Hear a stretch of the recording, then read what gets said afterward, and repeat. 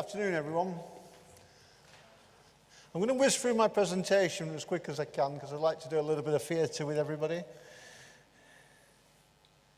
So, why involve disabled people?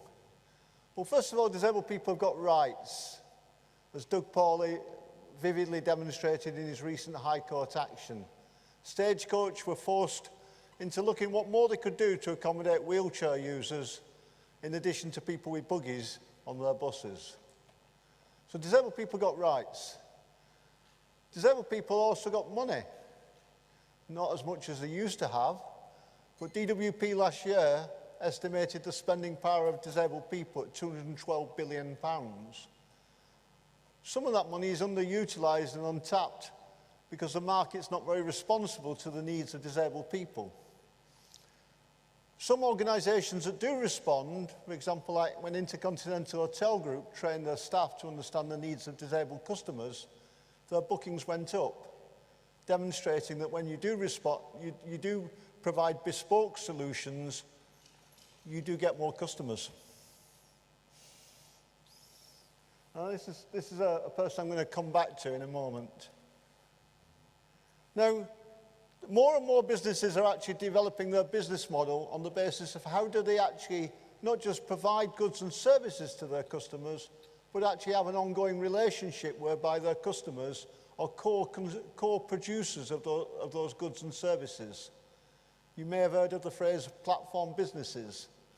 Well, this is a slide that's showing some of the major corporates now who are modelling themselves on platform businesses. Platform businesses with investors, with customers, and so on.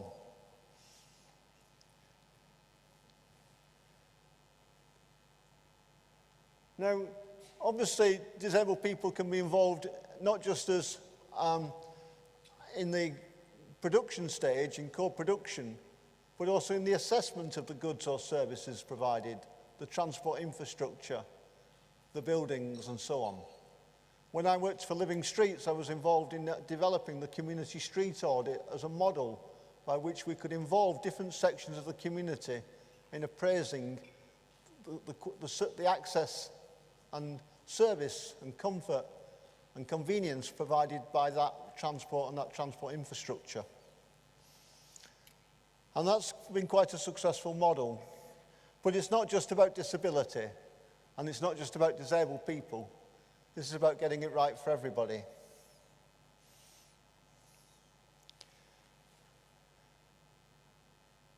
Now, one of the projects I was recently involved in was setting up the country's first mobile digital fabrication laboratory for disabled people. And I was inspired in part by this man, a German, lived in Berlin. He's called Thomas Kerstheimer. And he would encounter the lack of drop curb in the suburbs of Berlin, historic areas of Berlin. And he thought, how can I overcome that? And what he did, he got himself a 3D printer and he printed himself a ramp that he could store on the back of his wheelchair. So when he encountered the lack of a drop curb, he could put the ramp down, mosey up it, lift the ramp up, put it back on the back of his wheelchair. So it's just one way in which you can demonstrate that new technology offers new possibilities, and new possibilities equip the individual to find solutions to their own predicaments. So there's a challenge here for transport planners. What are you going to offer your customers by way of equipping them to do journeys and plan journeys? Now, seeing is believing. And so I just want to actually try to demonstrate this idea of why it's so important to involve disabled people in a simple exercise. And it goes back to this man. Augusto Boal is one of the real geniuses of the 20th century. He's a Brazilian playwright. He worked in Paris with the Theatre of the Oppressed. He was a member of a legislature in Rio de Janeiro. And he worked with some of the poorest people in Brazil. And he invented a thing called legislative theatre. And so for my next part of the presentation, I'd like to try and demonstrate some of the learning that Boal teaches us. And I'd like to ask if I could have 5 volunteers. And I promise you now, nobody will get hurt in the making of this next feature.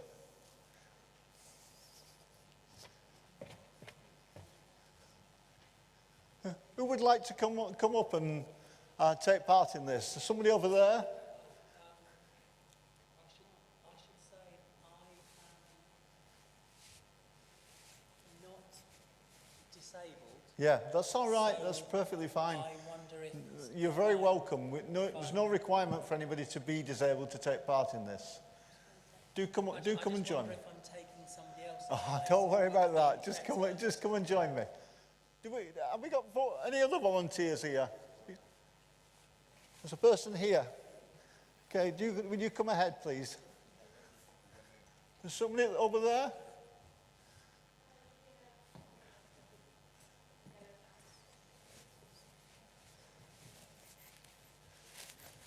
Is there somebody over there? Do you come forward? Thank you very much. We need one more person.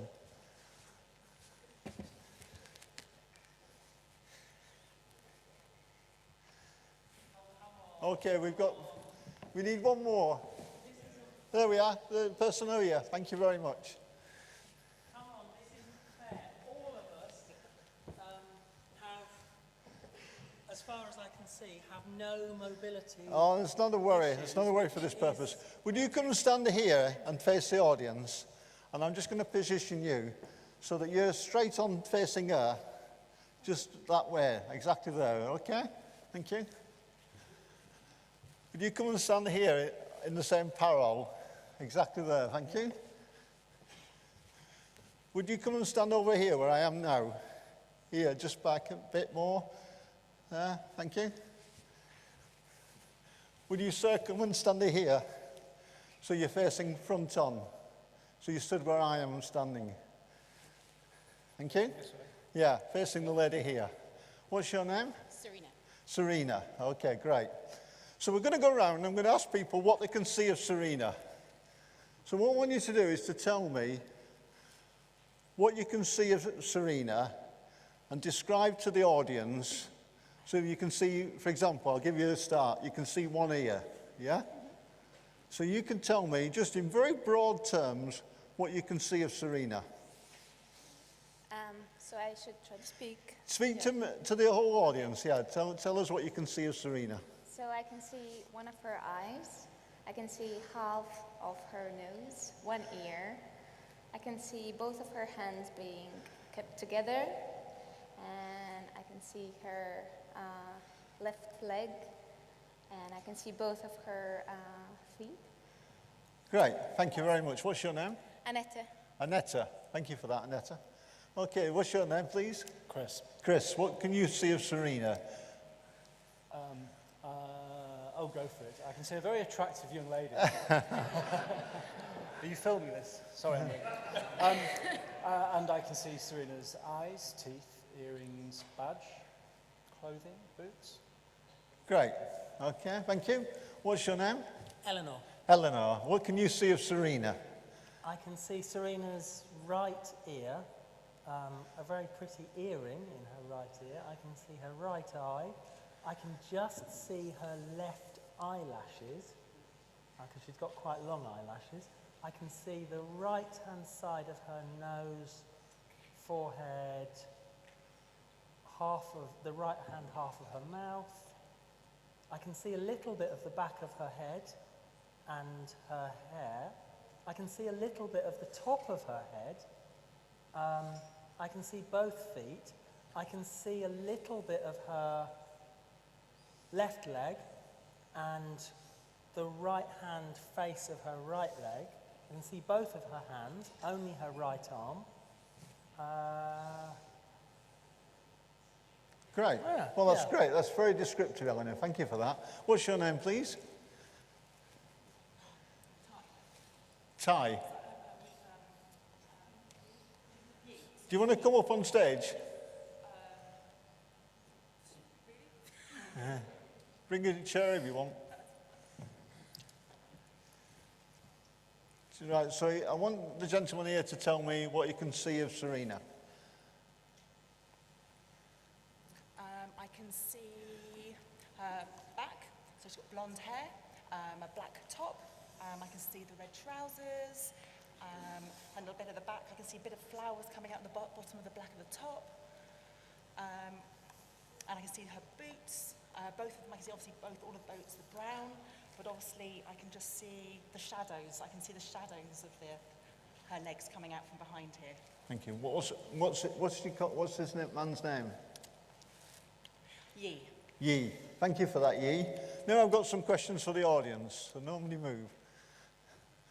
First of all, why has everybody got a different answer?